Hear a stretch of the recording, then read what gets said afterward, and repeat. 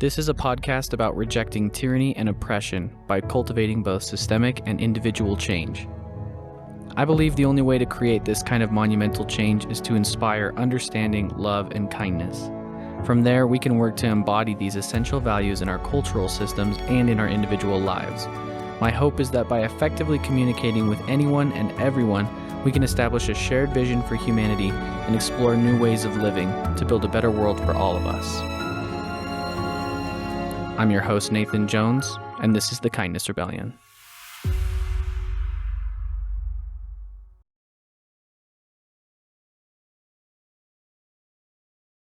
Thomas, thank you so much for being on the Kindness Rebellion, man. I really appreciate it. Yeah, absolutely. Dude, and just to introduce you, Thomas Wright, founder and CEO of Phobos Tech. Is that right? That is correct. Awesome. And you also kind of mentioned that you have a lot of other projects that you do as well. Would you mind just telling me a little bit about that?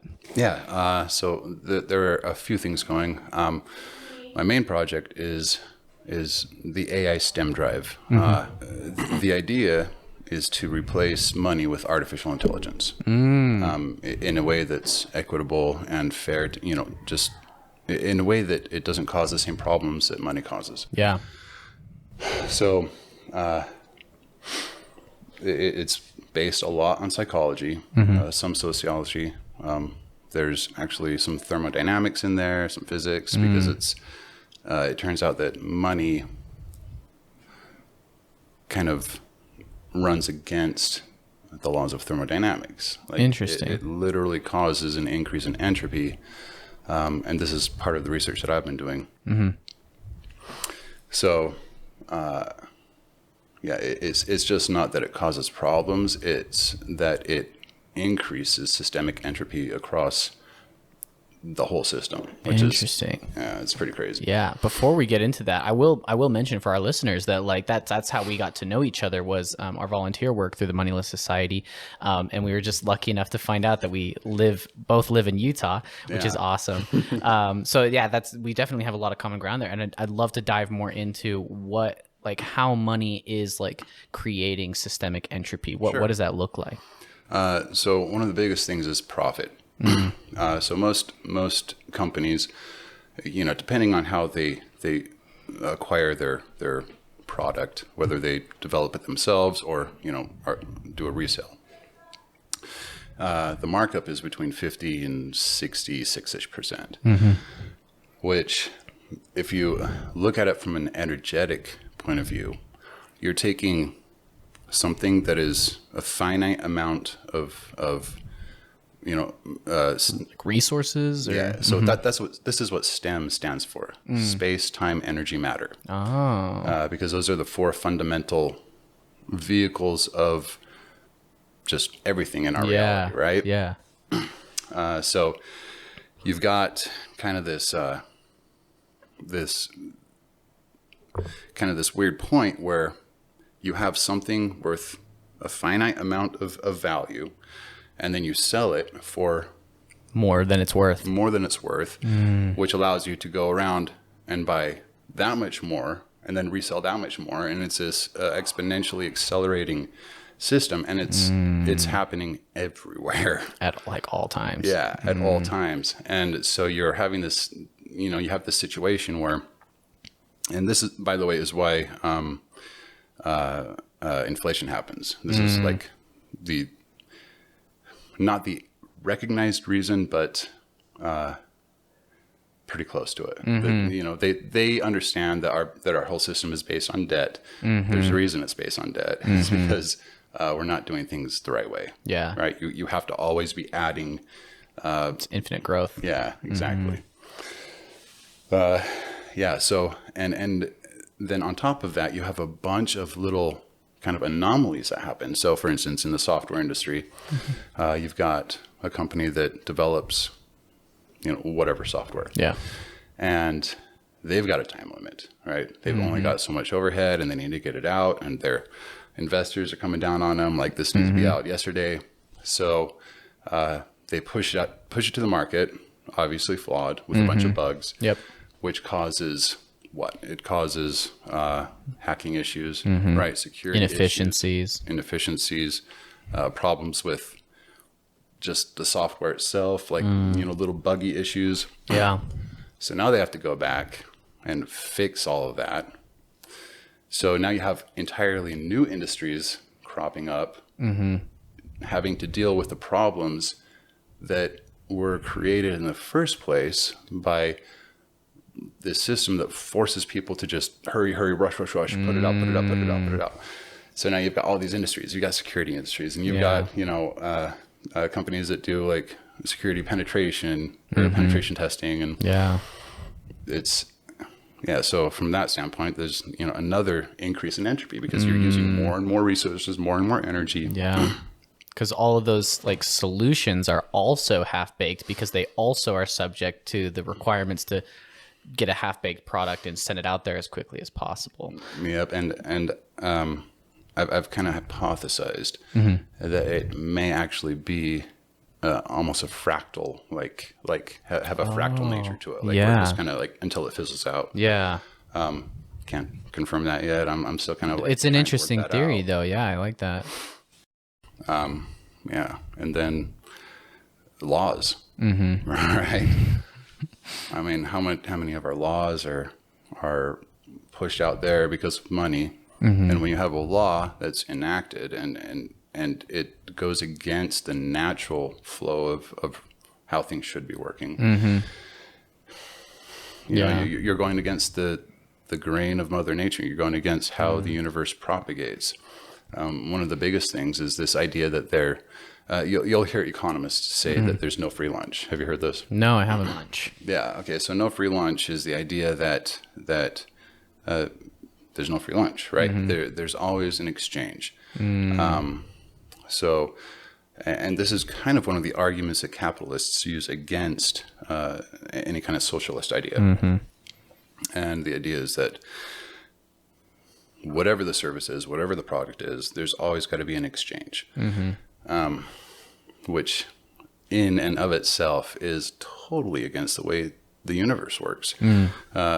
Entropy always increases, right?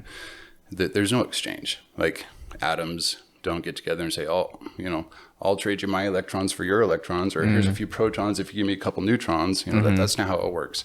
And even if that was, there would still be the energy used to make that exchange. Which is what's creating the entropy in that relationship. Correct. And so like the idea that there always has to be an exchange is just nonsense. It's something that we made up. Yeah. There doesn't need to be an exchange. Especially the idea that it has to be a profitable or extractive exchange. Like I think that's the thing about capitalism and the monetary system that's so anti-nature to me, because I don't think that, a lot of capitalists or and people that like support capitalism or don't want to critique capitalism will say that like, oh, this is just natural. This is human nature and everything. But it seems like the universe is more about sustainability and balance than it is about extraction and exploitation at all costs. Totally. Yeah. Yeah, completely. And in fact, when I first met Marlo, it was on a Dan Schmachtenberg post. Oh yeah. Yeah, we were both replying, and that's how we met. But there was a third guy that was kind of, bouncing around in our conversation, and he's got a YouTube channel where he is positive that money is a naturally occurring phenomenon, that you can't get rid of it. And it is so crazy. Like, I don't know. And he gets so defensive, dude. Oh my gosh. You can't even talk to him. Yeah. But it's funny that anyone would think that, because it's not like money has been around for time immemorial. Right. It's a relatively new phenomenon. We could definitely transcend it. So I'm curious how like STEM and your focus on science applies to like economics and trying to obsolete money. Like where did that interaction come from for you, and why is it so important? So this has been something that's been bouncing around in my head since the early 2000s. I was working for a company called Yesco. It was my first corporate job. I was one of the software engineers over there, and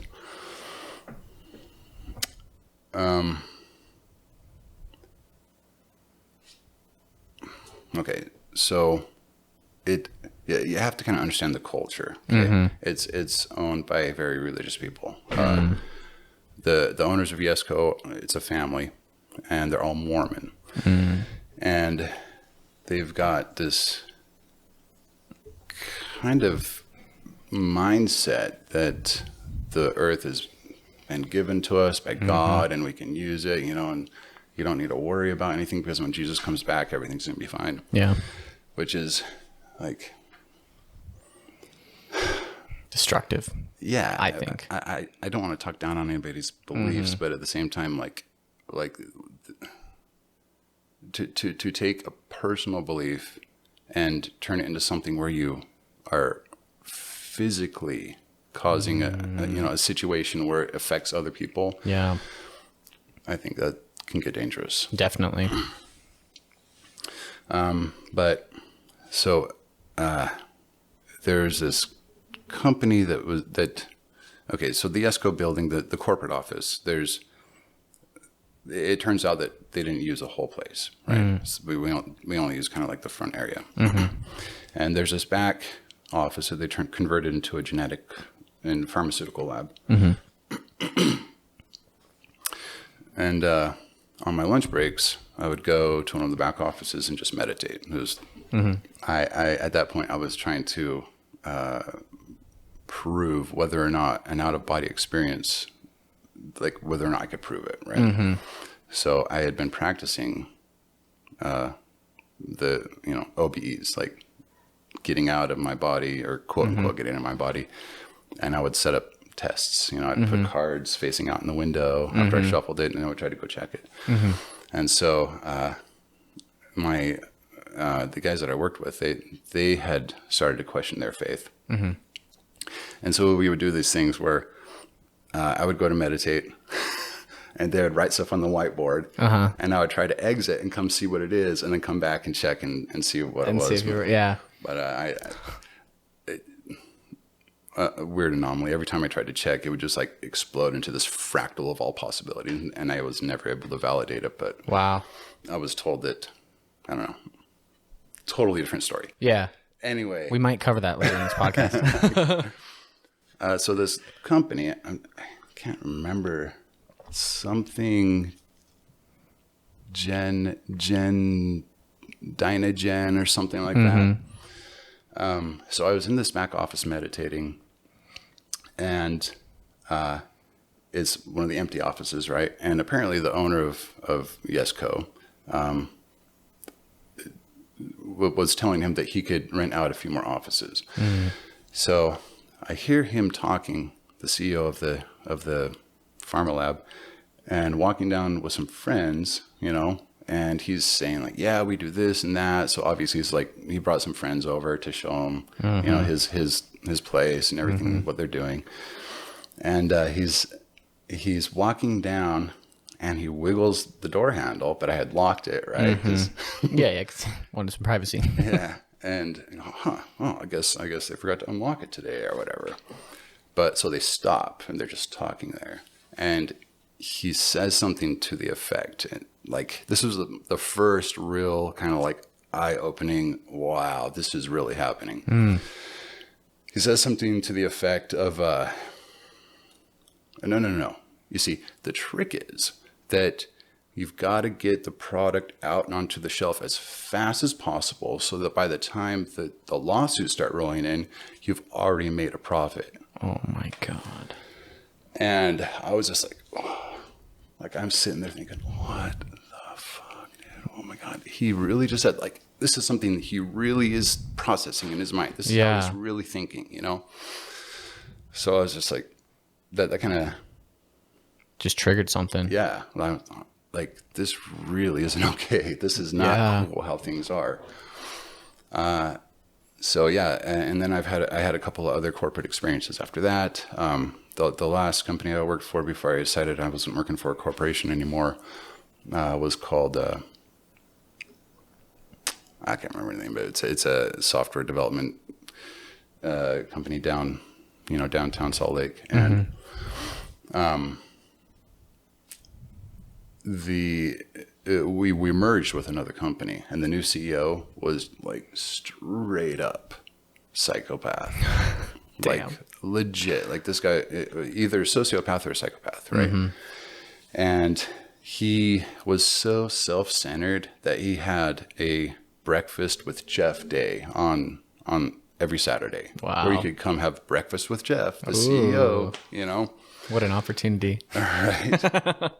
And so our IT lead, awesome person. I mean, she like knew her shit, you know. Yeah. She knew what she was doing. She knew how to communicate with her team. She knew how to get everything going. Like everything was running smoothly under her.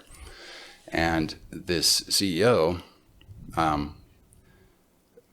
all of a sudden, this like super uneducated person from the call center is suddenly his secretary, making like 3-4 times the amount of what she was making in the call center. Like everybody knows what's going on, right? Yeah.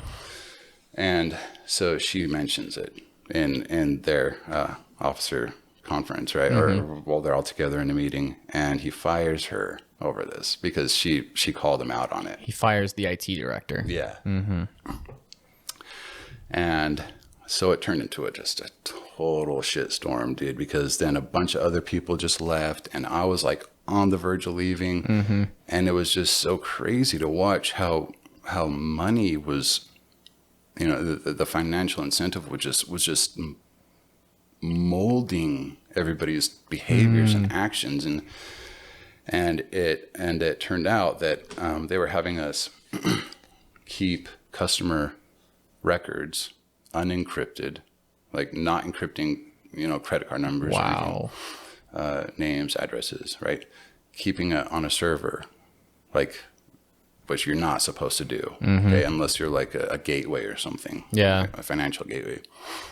And so so I got fired. Okay, by the way, I told them I would stay. They begged me to stay, right? Okay, I'll stay. I was about to quit with everybody else.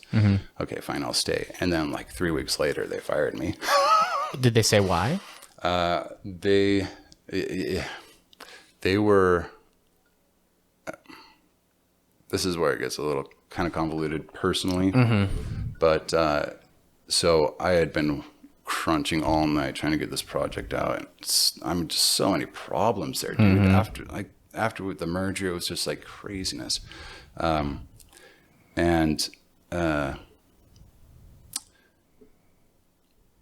man, let me rewind really quick. One quick thing you need to understand. So I was given a couple of projects to do beforehand, and every like 2 or 3 of them in a row, our project owner, he's like, okay, I need you to do this. So I spent a couple weeks doing it, and then it turns out that, oh, we don't need that anymore, right?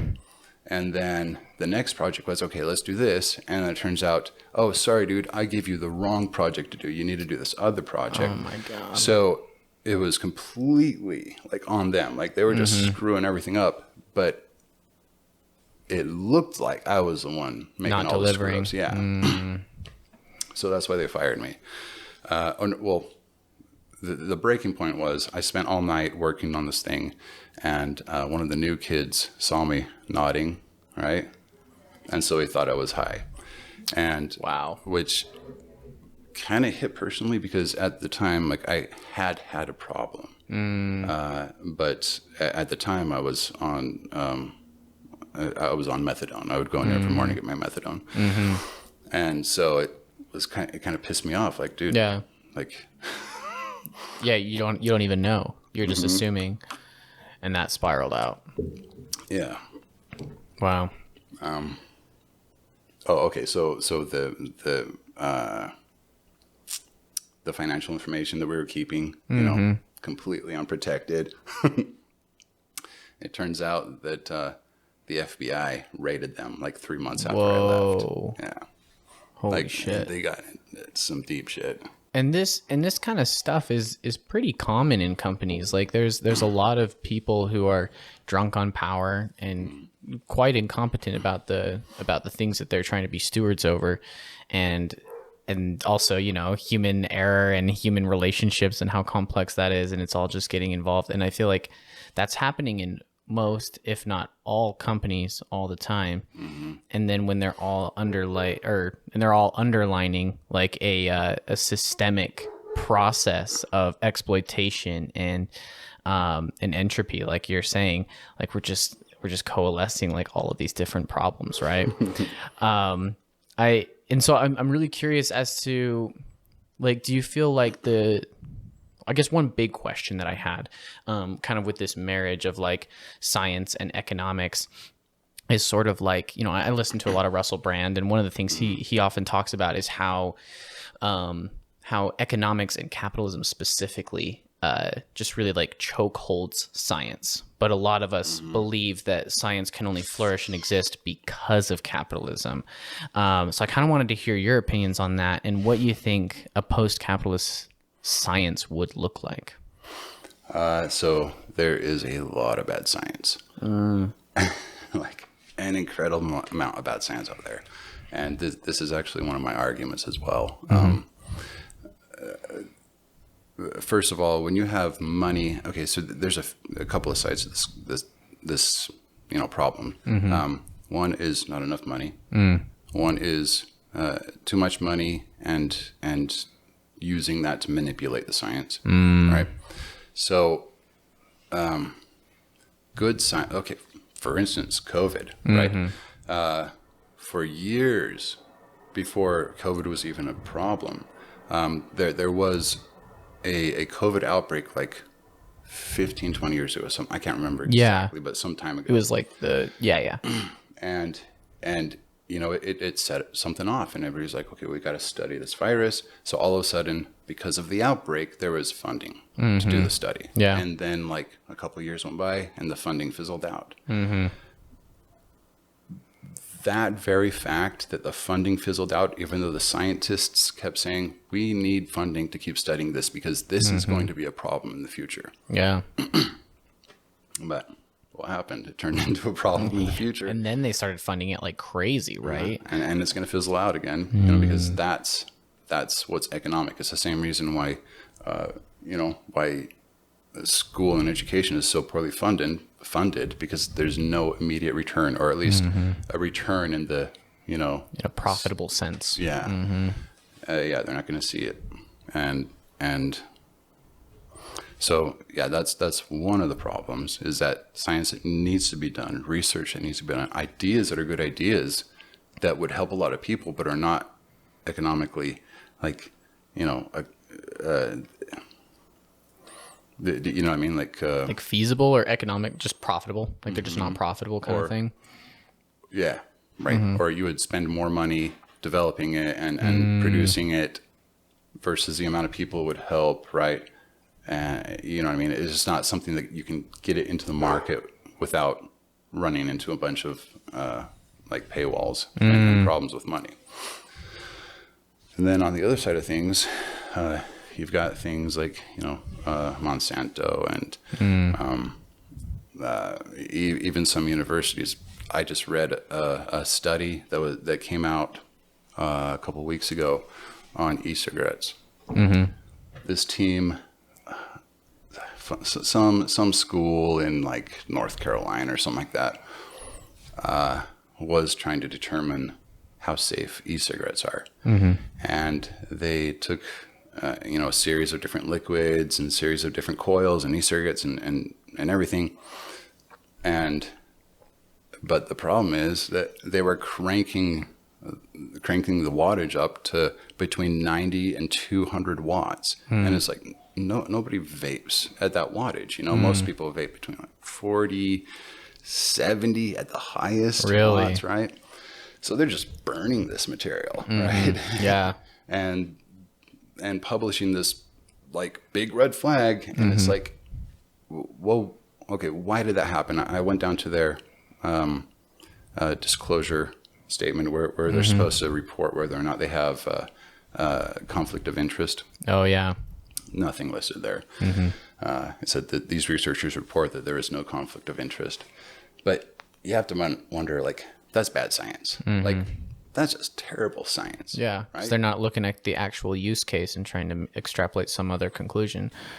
Yeah, and you have to wonder, you know, why either they have this, you know, drive within themselves because they want to prove that e-cigarettes are bad, or they're getting paid to make that, to write that paper. And I mean, do you ever watch Veritasium on YouTube? I don't think I've heard of him. Pretty interesting channel. It's you know, science, big sciencey kind of channel. And there's a video he did probably 4 or 5 years ago where he talks about how much bad science there is, and it's crazy. There was this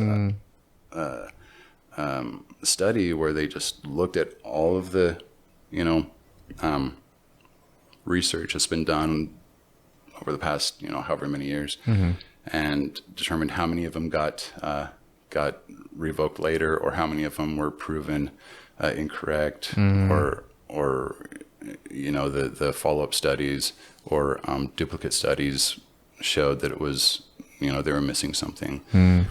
And it is, I can't remember the number right now, but it's like 30-something% of all research that turns out to be just bad, like just crap.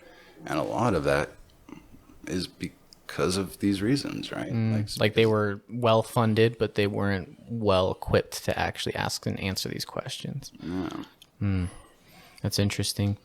I wonder, like, because I mean, I guess that brings me back to that question I posed earlier. Like, what would science look like in a post-capitalist society?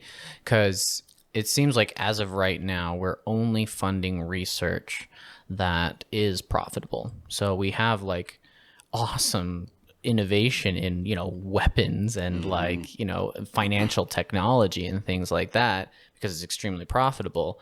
But we aren't looking at the best ways to, you know, end homelessness. We're not looking at the best way to make housing affordable and accessible because these topics aren't profitable. So I'm wondering what you think.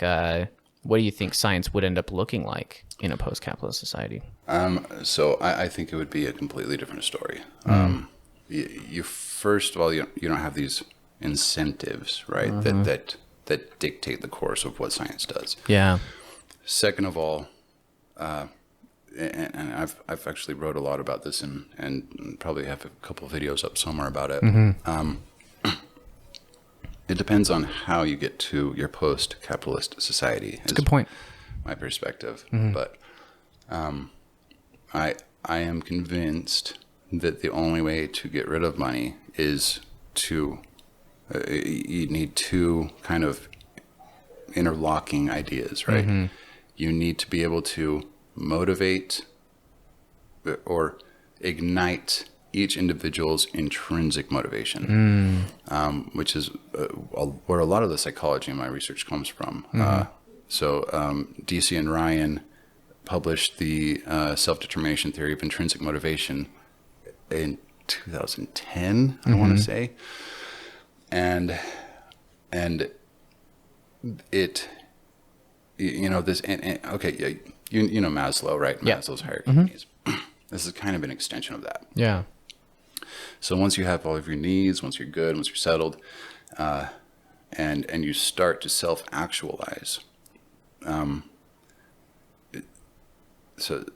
right, we're talking about, if we do this right, what does science look like? So people that are self-actualizing, and it's not like you self-actualize and that's it, you're good. Yeah. Right? You have to continue to self-actualize. And one of the things about the self-determination theory of motivation, intrinsic motivation, is that you have extrinsic motivation, which is like, boy, I'm going to beat you if you don't do positive and negative reinforcement. But then you have those things that you want to do, right? Like, I am going to get up at 6. I'm going to take care of everything I need to take care of so I can get to A, B, and C because I want to help people, because I love this place, you know, because I'm I'm driven from the inside to get out there and help my fellow humans. Yeah. That's what self-actualizing people look like. So what's interesting though is DC and Ryan's paper is they've and there's a lot of theories on motivation. Like there's a lot. Yeah. But it's interesting that their theory encapsulates almost all of them. Like they've that's kind of why it was such a big deal. They really figured out like, you know, the components of what motivates. And it turns out it comes down to three basic things, which is it's CAR. CAR. Oh my God. Competence, autonomy, and relatedness. There we go. Okay. Nice. Competence, autonomy, and relatedness. Okay. So competence, how well you know what you're doing. Like you need to have a good understanding of what you're doing to feel competent, right? Yeah. That's And what feel it is. motivated. Yeah. Autonomy is not being micromanaged, being able to control the process of what you're doing yourself, or you know, have some say over it. And then relatedness, how well you work with the people that you're with. Awesome. That makes a lot of sense. It's funny because my HR director just actually brought this up to me a couple weeks ago. Right on. But yeah, sorry, go on. No, you. Oh, and I was just curious because like he, I can't remember what book he said he was reading, but I think it's talking about this research because, you know, he's been just like really pushing that a lot in our organization to make sure that we are opening up those things. And what's really funny is that he in a meeting with, you know, all the management and everything was like talking about these three components and motivation. And he's just like, yeah, so I think these things are going to be really good to, you know, help motivate people more. And he's like, but I'm not really sure why, you know, it's so hard or what's like getting in the way. And I wanted so badly to say, well, it's money. It's the monetary incentive that's completely overriding all of these things because we've made people's lives dependent on money in order to exist.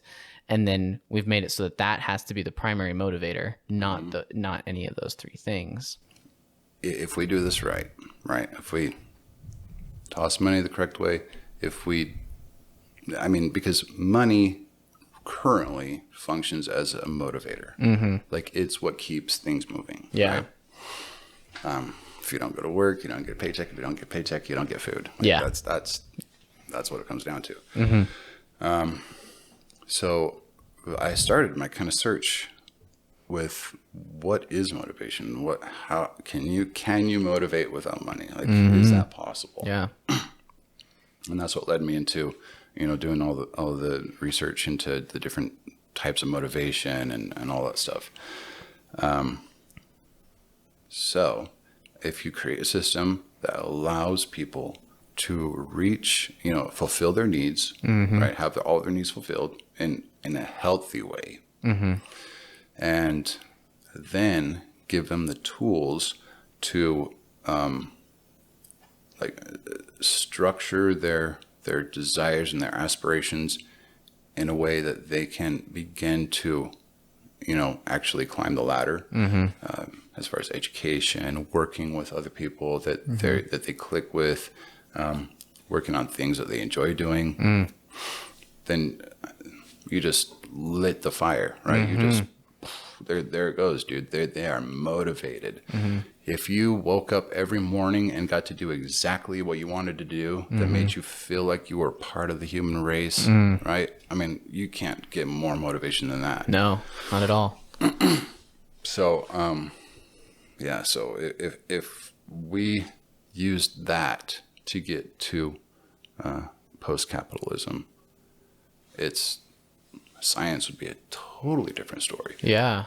Right? I mean, the scientists would wake up wanting to get into that, wanting to do good research, because now it's not a matter of how much funding can you get. Now it's a matter of, like, what crazy new, you know, avenues can I navigate and get to this end goal that are helpful, that are clean, that you know, don't cause any problems, that get things going that people will love, and apply that to the world, right? So, given mistakes happen, right? Guaranteed there will be not bad science, but science that doesn't turn out right, bad papers that weren't totally thought out, but it's not maybe misunderstood or something, whatever. But That's it's funny because I like how you mentioned like I think it's really important that you outlined this though, because I think a lot of people who are kind of opposed to any sort of systemic change or even talking about it, especially in terms of money, because they do see money as like not only the ultimate motivator, but the only motivator. I like how you're saying that we need to change the way we're motivating people in order to move into a post-capitalist society, because it was kind of like when you were saying you want to make sure that all of their needs are met, and then they can start, getting education, nurturing competence.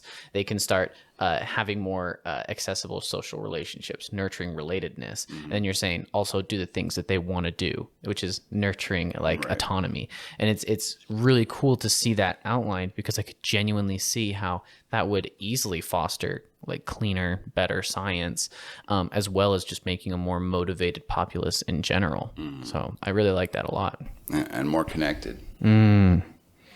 Which is a very important piece. And it's interesting that I recently went through an experience that really outlined this for me.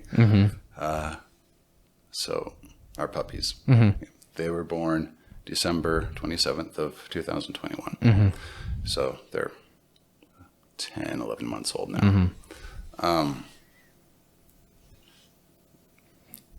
Okay, so my research was what I was doing up until that point. And I was gung-ho about it, but there was something missing. And so I almost feel like it was almost kind of meant to be that I went through this experience, because it reignited something in me that I had lost.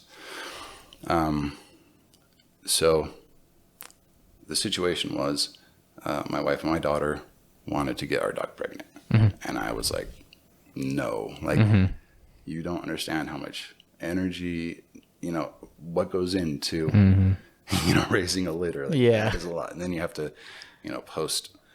You have to sell them. Yeah. Then you've got to sell them. And kind of one of the first things that really irked me about the idea was that it was for money. Right. So I told both of them, okay, we'll do this, but I am not touching it. It's up to both of you. Like, where my position is. I don't want anything to do with this. Like, if you want to do this, it's up to you two. You two are taking care of it. I don't want to touch it. And they're like, okay, yeah, great, yay. Yeah, we'll do it. We can do it. It didn't take more than a week for the entire thing to get just sat on my shoulders. And it was like that entire, almost a year, right? From that point till now that we've decided to keep 3 of them.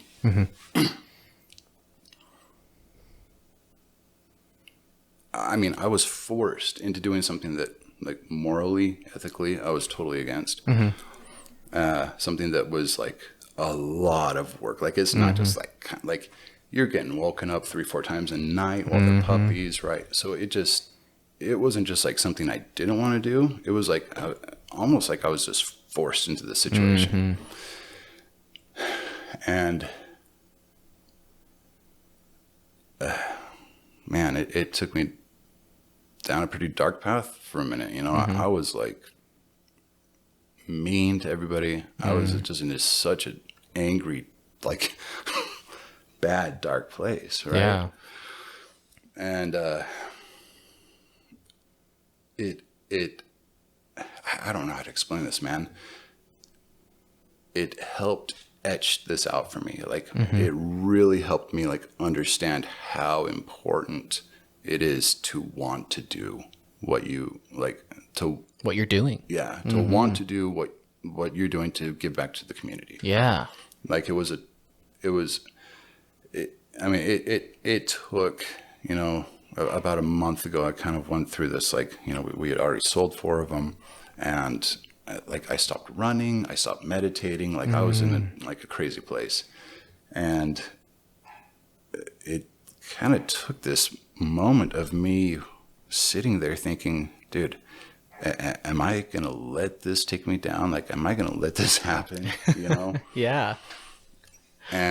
But I mean, it was such a potent, like, it was such a potent experience, and it illuminated the problem so well for me that it's like, yep, you know, we've got to change shit. You know, and I love them now. I love the puppy. I mean, I loved them from the start, right? Yeah, They're yeah. little tiny cute bundles of cuteness. Energy. Yeah, but yeah, I mean, it's just, it's crazy how fast you can just shut somebody down by just putting them in the wrong situation. That's a really powerful experience, because it's making me think about, you know, I work in management at my job. So I manage, I manage almost like 20 people now. And it's funny because all of the other leaders in the organization, they all understand the need to get people to want to do what they want them to do. And so they're very much like, and it's really funny because I was always being this voice of like, yeah, they need more money. And they're like, it's not about money, Nathan. They wanted me to realize that like just paying them more isn't going to do enough. It's not going to make them want to do the thing. And I'm like, yeah, you're right. But the problem is that they need money to exist. And so when they're not being paid enough to exist, there's no way that they're going to be able to want to do what you want them to do. So they started paying people more. Finally, like it literally took people at Taco Bell and McDonald's making more money, and enough people complaining about it for them to go like, okay, I guess we'll pay you guys more. So McDonald's and Taco Bell were paying $15 an hour. My work decided to do $15.10. They figured that would be enough to make them care, right? But it's so interesting to hear you say this, because like, just because they're getting more money now, it doesn't mean that they want to make the name tags. It doesn't mean that they want to make the shirts anymore. It's just making it so that it's easier for them to live. Right. And I love the idea that like moving into a post-capitalist society would be more so about supplying people's needs so that it's easier for them to be motivated to do what they actually want to do. Yeah. Which is super valuable. Yeah, absolutely. So beyond super valuable. It's like, yeah, it has to happen. I agree. You know, or we're going to get in a really weird place. And obviously the hardest part is getting everybody's needs met, right? Because as of right now, the only tool we have for meeting people's needs is capitalism. Right. And so earlier in the podcast, you were saying that you felt like, was it AI or was it automation that was going to be the biggest tool? AI. But which encompasses automation. Oh, okay. Yeah, let's dive into that a little bit more. Okay. Yeah, sure. So the AI STEM drive is really two systems. One is the actual STEM drive, which itself is divided into two parts, but the other is just the social construction, right? Because I mean, you can't just get rid of money. Like that would be a catastrophe. Yeah, it'd be insane. Yeah. Yeah, and which is one of the arguments that, you know, capitalists use. Like, dude, can you imagine getting rid of money? If money was suddenly gone tomorrow, how crazy it would be. Yeah, that's not the plan. Yeah, that's not the plan. That's not how this works. Like, it's more than that, you know. So the STEM drive itself has two parts, or I guess two main parts. One is a basically an app, really, that runs on your phone, but and it connects to a home node, right? And it's AI, right? And it's designed for each individual. Okay, so I would have one, you would have one. You can name it whatever you want, right? It responds to you just like Siri or Google or whatever. But its job is to ensure that right, you're the structure of what you want to achieve in life, right, where you want to go in life, is is met effectively with the right amount of what's the word? Consideration or nuance or... I always want to say sablog because that's the word in Ilongo. Uh-huh. Which I spoke many years ago, and I can never remember the English word for it. But like a barrier, like okay. resistance. Yeah. Right? Yeah. You need a little resistance. So, yeah, it's designed specifically to just cater to each individual, right? It'll remind you to get up in the morning, remind you that you have a meeting, right? Help you plan your goals, help you,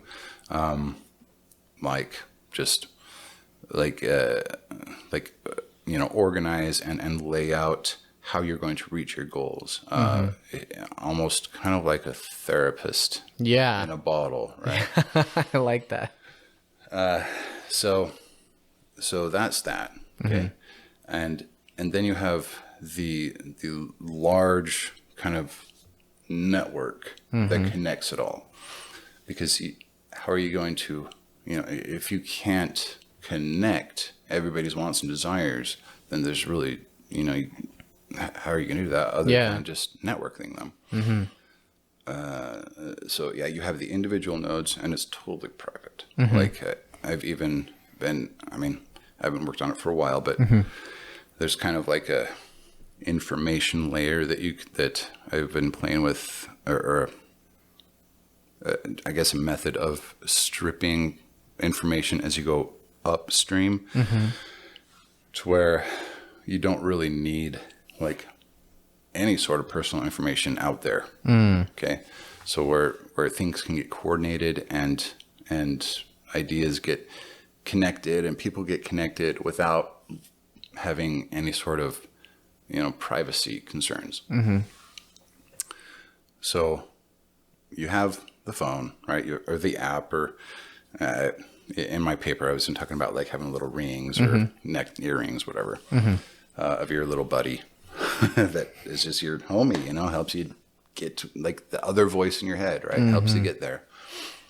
And then you have the larger network that helps coordinate these things, like big things, right? Delivery routes, right? Modular delivery networks. So instead of having Walmart and Target and Costco all doing their what are the Uber Eats, all those things, like DoorDash stuff, DoorDash doing all their crazy things. Like, why are we wasting so much energy with doing all these little individual things when you could just coordinate, like have kind of like a central I guess delivery system, and each place that has something to deliver just packs it in there. It has maybe little containers. Each truck would have different sizes, whatever. Just make it so you don't just you're just not just like burning gas, just doing a bunch of random crazy stuff. So yeah, coordinating all of that. That alone would probably cut CO2 emissions down a lot. The problem itself, like for instance, okay, here's the problem. Okay, it'll get a little mathy, but that's okay. So you've got a bunch of trucks stationed all over the place. Now you don't have individual corporations anymore. You just have individual producers or whatever, distribution and things like that.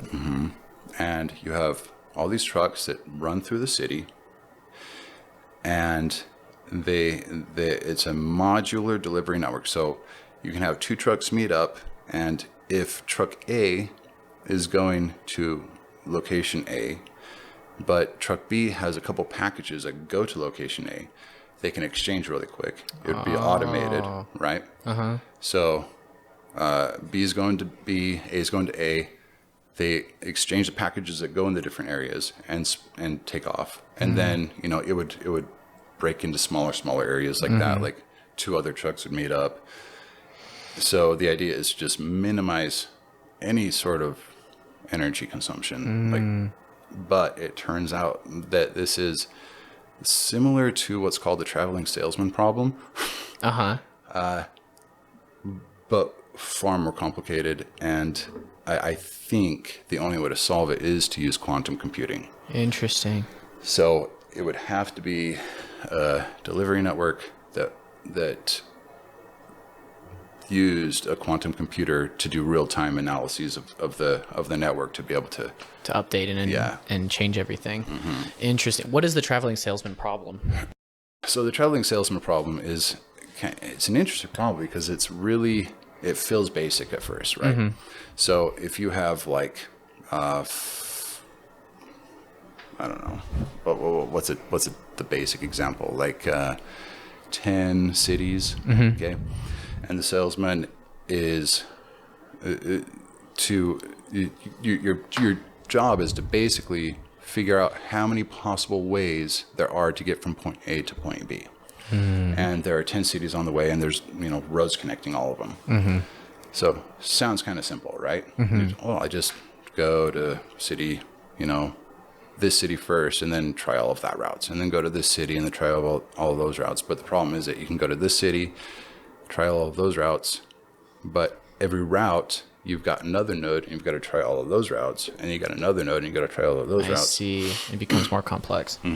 It's like the epitome of exponential time, right? It's the more cities you add, the time it would take to solve the problem increases exponentially. So yeah. Okay. And that's what the quantum computing would need to be able to solve and handle.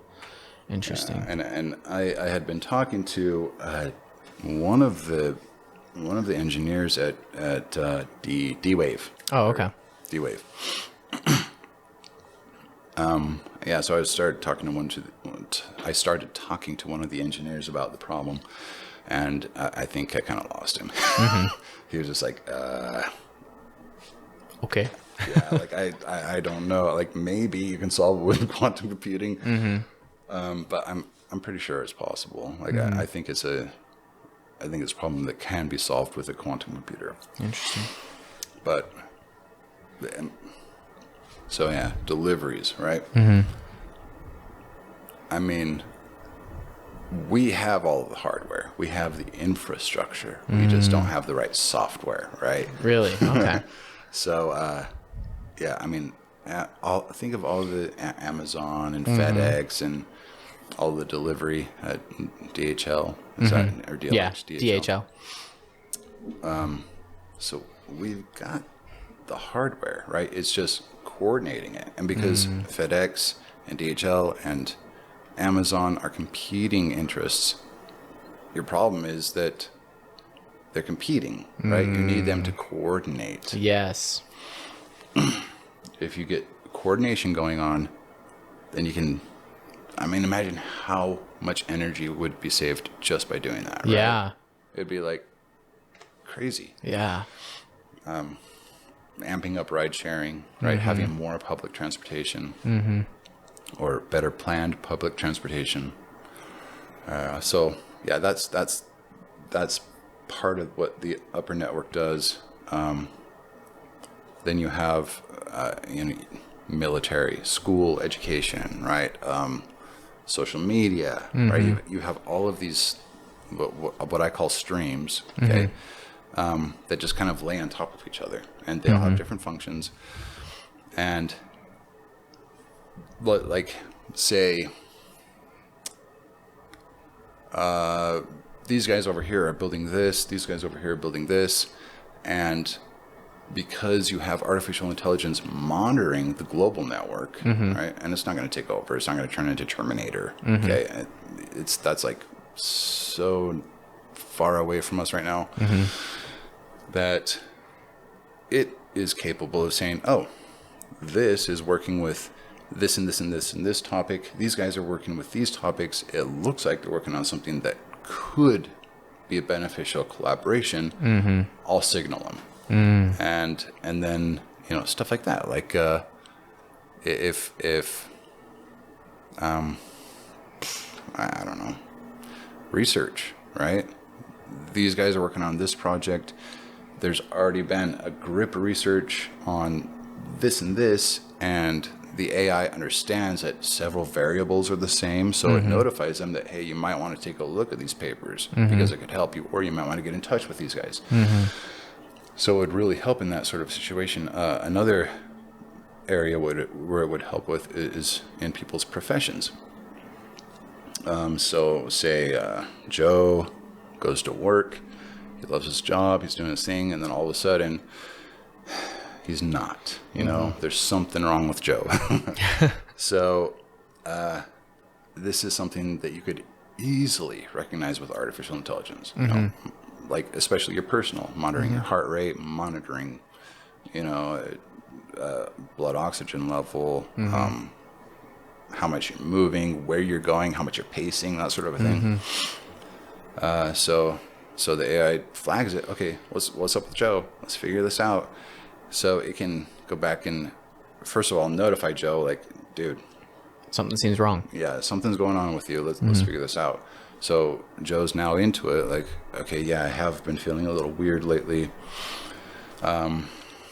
Turns out it's an allergy that he had to a new fruit that he's been eating, right? And it's been like messing him up a little bit. So to be able to quickly come up with some like that kind of analysis is something that AI is like, that's like what AI is built for, right? That's the kind of problem it can solve really quickly, or at least give you options, like the new things that you've done, the different things that you've done. So, yeah, I mean, think of it like this. Humans, the individual human, or any animal, we've got our bodies, we've got all of our organs and tissues and cells, and they're all doing their own thing, right? And your brain is kind of the coordinator, right? It regulates hormones, like things do different things because different hormones are going. So your brain really runs the body, not totally, but like it's kind of like the big head, right? But as humans, as humanity, we are a single organism. Like you can't not be around other humans. You need other humans, right? That should be kind of a clue that we are a superorganism. We can go into the technical aspects of that. We're not technically a superorganism, but whatever. But I think that's what government has been trying to do. I think government has been trying to be the brain of the superorganism. Yes. I think that's like we naturally see this kind of void of need, like this thing that we need to organize everything. And so we didn't have any tools, right? So we just government, that's how it happens, leaders, that sort of thing. But I think you can't organize people like that, right? You can't have leaders that are like, have agendas and have biases, right? AI is the perfect substitute. Like it's perfect for that. It doesn't have biases. It doesn't have agendas. It doesn't have like its own like plans and desires and wants, right? It is just numbers on a computer. Now, there may be a point where that is no longer true. Maybe it becomes sentient. Yeah. But we're far from that point right now. Yeah. And I think it's worth mentioning right now. I wish I could remember the book. Shoot. But essentially, it talked about how the growth of AI is more likely to be like a boring, like mundane version of now, just a lot more efficient, because the AI that we are developing is under the like intentions that we are operating under right now. So AI is less about becoming sentient and inherently evil and more about how we program it to behave and then becoming extremely efficient in that intentionality, at least from what I'm understanding, right? 100%. Awesome. So what I love that you also pointed out is the idea that like capitalism and our supply chain and distribution models as they are right now are fully functioning under competition. It's not about collaborating to provide the need. It's about cornering the market to extract the most value from that need. And so we're really like working against ourselves. And as we continue to develop AI under this template, then of course that AI is going to be really efficient in those intentionalities. And so I love that you point that out, because it sounds like what our main focus should be with AI is developing it to be collaborative and developing it to be sustainable. And I love what you're talking about with kind of like on a personal and individual level with this AI, because when you first started describing it, I kind of saw myself and I could see others being like, that's terrifying. Like it's an invasion of privacy and it's just very controlling almost and everything like that. But I think where I kind of see you coming from is if it's developed with the intention of, no, we want to make sure that this individual is healthy and competent and autonomous, then it's going to be really efficient in detecting when those things are lacking and helping providing options and solutions. Which is freaking awesome. Yeah, totally. And it's not like it's nobody's forced into it, right? Like it's your AI, right? You have total control over it. You have total control over, what things are shared, what things are not, what things it does, what things it doesn't. So it's totally up to the individual, like from privacy to what it helps you with. It's there's no like any kind of a hint of forcing, like, because that's not how we work. Yeah, right? and it's not going to actually be helpful for us under that. Yeah, it's just a tool. Here's a tool. It will help you get to the best place that you want to be. Like it will help you become the person that you envision in your mind. Do with it what you will. Yeah. And you were saying that automation is sort of like, it sounds like automation is under the umbrella of artificial intelligence, or is it more like they're just related? They're related. I see. And I think, with Moneyless Society, we talk a lot about automation, and I think that's mostly in sort of the production and distribution capabilities. And then it sounds like the AI would be the like the intentionality and like the problem solving of those solutions. Does that sound about right? Yeah, for sure. It's, it has a role to play, and it's just a tool that you use to fill in the gaps. Right? Yeah. That's really what it is. Awesome. It's unfortunate that I think as of right now, automation has this rap for being, well, because of the way it's being used, right? It has this rap for being a scary and dangerous thing because it's taking jobs, right? Yeah. Instead of liberating us from menial work. Yeah. Because, as we've seen, like automation being currently used, it's more about helping a company cut their costs rather than, this is how we can liberate workers and help people be a little bit less stressed with all the menial tasks that they're required to do and make them more free, which is unfortunate. I'm curious to kind of hear your thoughts on how we could change that view. How could we help people see the value of both AI and automation? So back when this was first starting, industrial revolution, right? People are building machines to replace people. There were some economists that saw this as like this. The idea was to build the utopian ideal, right? The idea was, we will get to this point to where we are so advanced that everything is automated, that all you have to do is just sit back. Like you can do whatever you want. Yeah. And it's funny that is so the opposite of what has happened. I mean, it's not funny, it's terrible. But also, you have to laugh, right? Yeah. Okay, so automation, I think it's necessary. But, the whole idea, the problem we just mentioned, where they thought it would be like, it would do everybody's job for them, and they would keep their job and keep getting paid. So it's just like, we're just like offloading the labor instead of just completely getting replaced, right? Yeah. So, but the problem here is that if you continue to progress in the manner that we're progressing, there will be a point where everything will be done for us, right? Where we won't have to do anything, you know what I mean? Except for what you want to do. Yeah. But coming from an economic, money-driven society, Scarcity based. Yeah. How does that look? How does that turn out? Like, so we're going to end up in this situation where nobody has to do anything, but money still exists. And is required. And you need money to survive.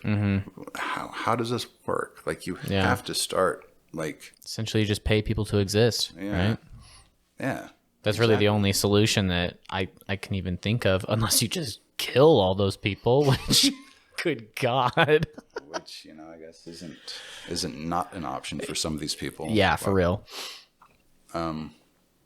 So, yeah, it's just a freaking mess. Yeah, it's an interesting thing that I often bring up to people because, I think that if automation does become sophisticated enough and ideally we would want automation to exist to provide people's needs, which is like the entire point of economics anyways, right?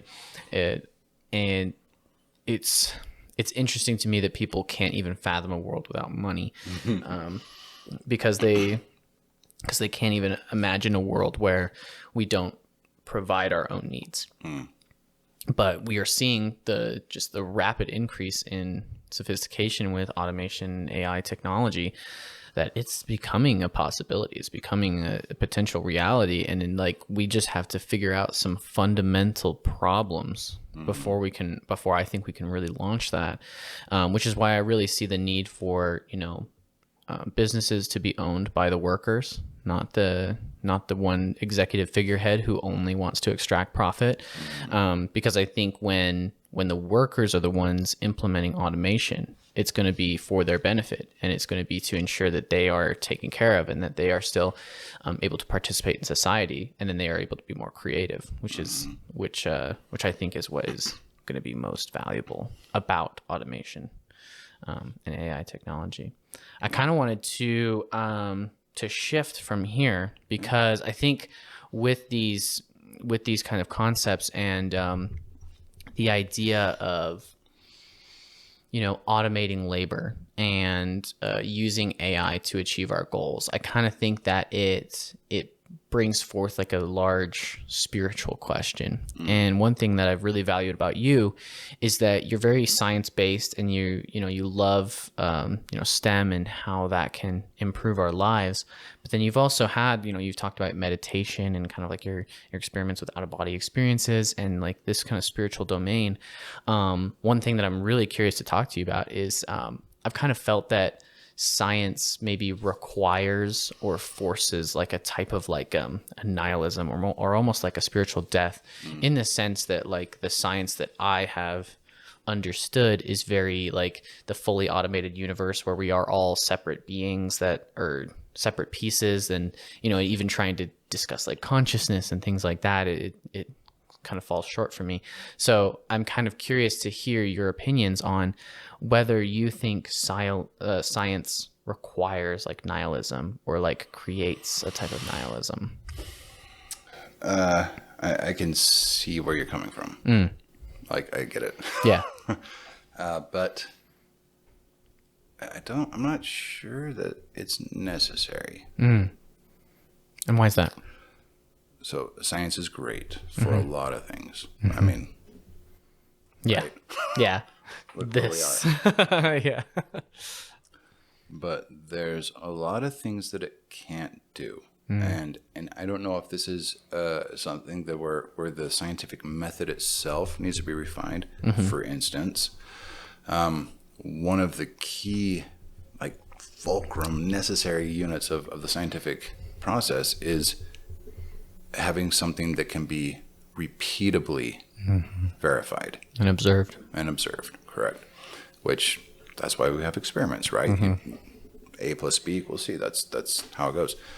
But there are so many aspects to the human experience that are not repeatable. Yeah. Like, you just can't. And you know, I had my first DMT trip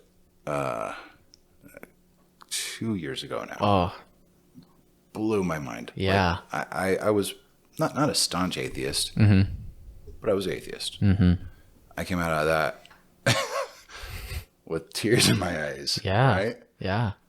Tell my wife, like, oh my God, God is real, like really real. Like there is a God. Yeah. And if you have not experienced that, you know, up until that point, I'm like, dude, a hallucination. Like it's just mind play, right? That's how it works. Yeah, that's not how it works. But the like, noetic quality of it, you know what you saw, you know what you experienced. man, like there's no way my brain could have done that. Like downloaded that in, you know, the experience of. There's no way. Oh. There's no possible way our brains are capable of that. Yeah. And unless you've had that experience, you don't understand, right? Like, because right up until that point, I'm like, yep, I'm gonna have some trippy shit happen, but it's all in the mind. Yeah. And then after that, I'm like, yeah, nope. And There's something about that makes you understand with certainty that is not something the mind is possible of doing. You know what I mean? on its own, right? Yeah. There's no possible way. Yeah. And it's funny because that's one of those phenomenon that is like unobservable. Like nobody else could observe that in you, and it's hard to repeat that exact experience. You can take the substance again, but you will still have a unique experience. Right. I actually really love that you said that because I grew up. I was born and raised LDS. I left the church when I was about 16 or 17. I'd kind of been out of it since I was like 13 or 14, but it was around that time that I was just like, hey, I'm done with this. And from then on, I was staunch atheist. I was just like, nope, the entire universe is just separate matter. Nothing means anything. And it was a quick spiral down to nihilism. And it wasn't until I actually had experienced ego death under psilocybin that everything changed. And it was a very similar thing to that, where it was just like this new idea of God was like revealed to me. And it was like so obviously present in all facets of existence.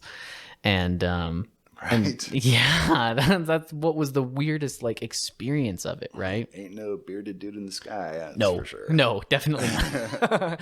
It was just it, and it was those kinds of experiences. And what was wonderful is it made it so that I was capable of actually like communicating with religious people, because I was able to finally understand what it was that they were maybe like tapping into with their spirituality.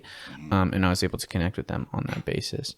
And so I guess what I want to just further clarify and further understand is how or why you think science doesn't have to have that nihilism to it, or how science can actually incorporate the spiritual experiences that you've had.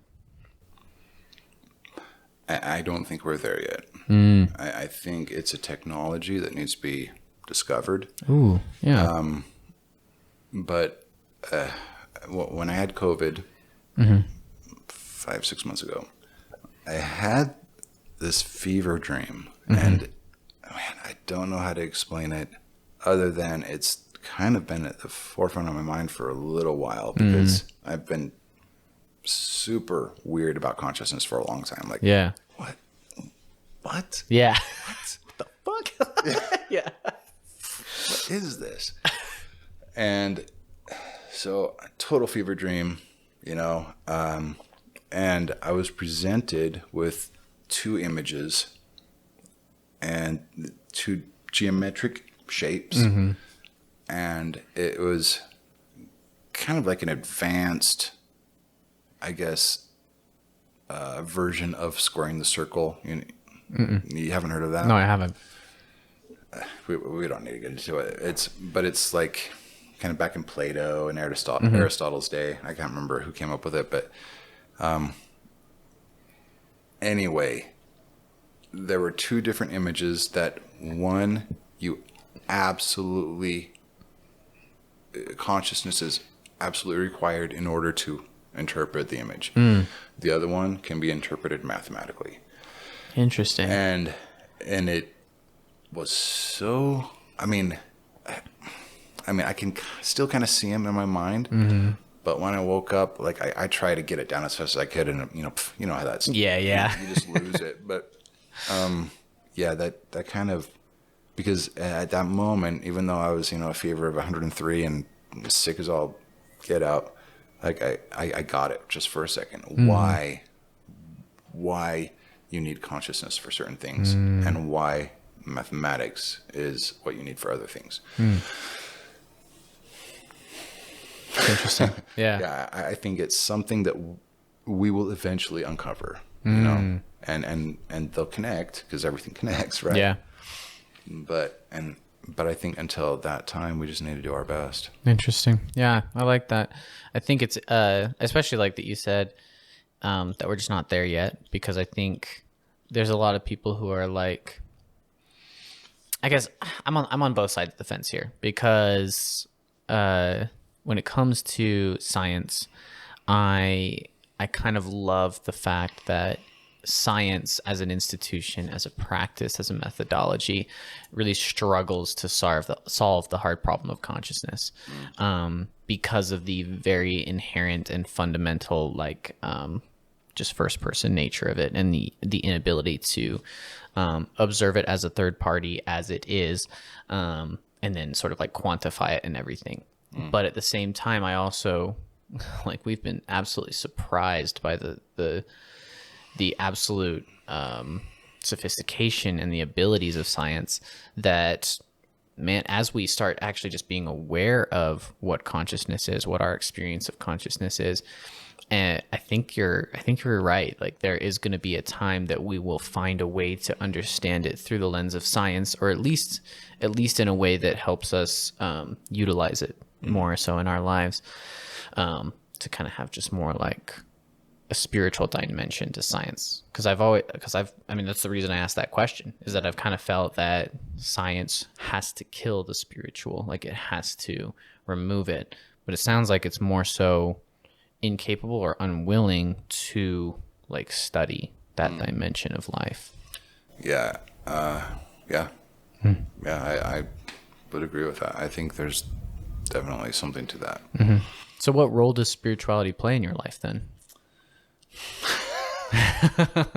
We're gonna deep dive here, man. Okay. Well, I am an avid meditator, and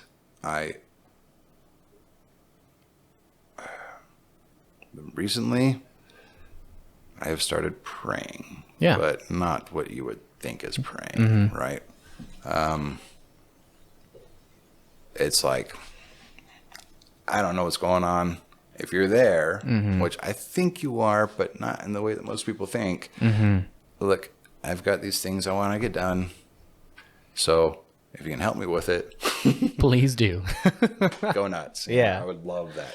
I have this problem or that problem. Help me figure it out if you can. Like, if you're there. Yeah. Right? I mean, that's kind of the essence of it, but I just, I'm not like praying to any specific God. I'm not praying to, Jehovah or Yahweh or Allah or anything. Right. Just, I'm pretty sure there's something else out there that has some sort of control over what's going on, because this is wackadoos. So if you can help me just a little bit, I'll do most of the work. But if there's anything that you can do to, help organize things so that it goes a little smoother. Yeah, please do. Yeah. That's about it. But yeah, spirituality is, I like to say, like, I like to think of spirituality for me not as like, that there's this there's this. I don't even think you necessarily have to have like a spiritual dimension or a spirit or eternal life for there to be spirituality. Yeah. Yeah. Like, is it possible that we can all be connected without having like a spiritual dimension? I think it is. Yeah. I don't know if there is or isn't, but I think we can all be connected in a really deep and fundamental way without there needing to be some sort of like immaterial weirdness. Yeah, like metaphysics or anything. Not that I, like, Yeah. It's funny because I don't know what I don't know. yeah. But it's funny because like when, like I feel like my working definition of spirituality so far is connectedness. Yes. So I totally agree with yeah, so it's kind of funny that you say that, because I think you're right on the money. It is more so about the interconnectedness of all things than it is about following this dogma or that dogma, and kind of and just like incorporating these ideals and these beliefs into our lives and our reality. It's more about the fundamental truth that everything is always connected. Totally. That's cool. Well, we are kind of reaching the end of the podcast, so I'd like to serve up the finale here by asking kind of a question that I like to ask all my guests, which is, the point of this show is to develop a shared vision for humanity, because I think that the only way that everybody can be on the same page to change the world is if we all understand the shared vision. So I'm curious what you think the shared vision for humanity should be. So this has kind of been a difficult thing for my ego. Yeah.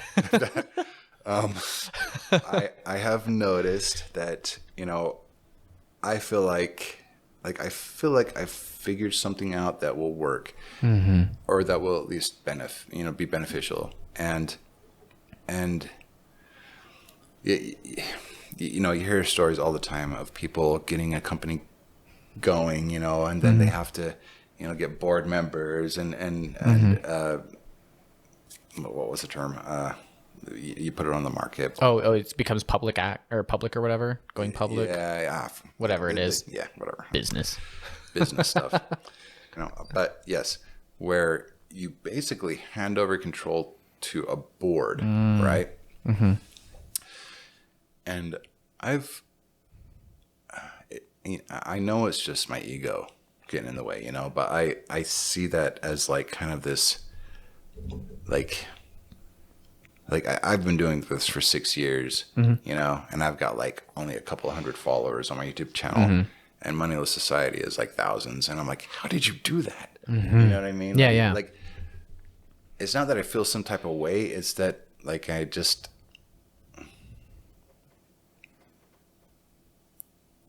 know, man. It's to me, working with other people is definitely important, but I also feel like I need to have some sort of autonomy over my what I'm contributing. Of course. So, I don't know. That's been kind of like something specifically that I struggle with, because I don't know, man. It's just I want to be able to have an answer for a certain part of this whole mess, like how to help fix certain things. And I want to be able to work with other people, but at the same time, like I don't want to give up control over the process of the project, or I don't know. Yeah, it's a total ego thing for me right now, and I'm still trying to figure that one out. Interesting. But I think collaboration and cooperation is vital. Yeah, for sure. I think you're not alone, for one thing. Like I've noticed that like pretty much anyone who's a part of like or maybe even owner of like a successful business or organization or even idea, they have to grapple with the fact at some point that organization, that idea, will become bigger than they are, and they will lose like total control of it. And I feel like a lot of the problems in our society come from people who want to maintain control over those things. Yeah. And so I don't think that's like I don't think you're alone there. I think it's good that you're aware of that, for one thing. I think that's super healthy. And to me, the way to, I guess, like overcome that or come to peace with it is like having a vision for where everything needs to go and what everybody should be doing, and making sure that that is like the foundation of whatever idea of whatever organization. Okay. Which is why I asked that question. Like, totally. Yeah, I like that. Cool. Well, awesome, man. I really appreciate you being on the podcast with me. It's been fun. It's good to get to know you in the flesh, as I keep saying. Yeah, you too, man. This was good stuff. Awesome. Yeah, because I love Moneyless Society. I think one of the things I struggle with it is that I like to be personable. I like to be in person, and all of it is very digital and remote right now. Yes. So it's really valuable to me to make this connection here and be here with you. So appreciate your time, man. One more thing. Yes. One more thing. Sorry. Yeah, please. No, please. So I was talking to Amanda about this, and I told her I was going to talk to you about it because I want to. Yeah. Yeah. So this is something I've been wanting to do for so long. And I know I've got like a billion things on my plate right now, but I think this is one of those things that could be incorporated into everybody's lives without taking up too much time. Convention. Like, I keep accidentally burping. Like a moneyless technology convention, right? Once a year. And it would be cool. You know how Burning Man goes down, right? Like there's no money there. Like everybody works together. Gift economy. Yeah, exactly. Yeah. Something like that, but with talks and with like technologies, right? Like people want to bring aeroponic setups that are like new and cutting edge and stuff. And I think it would be cool to have like a little test bed city that was totally self-sufficient for like a month, you know, and that's the conference. Talks are happening. Electricity is produced with solar panels. Right? Like just a little tiny city. I talked to my brother, and he's got a 2, 10, and 20 acre lots. He's got 3 lots that he's willing to let us use. Are you? Well, shit. Okay. Yeah.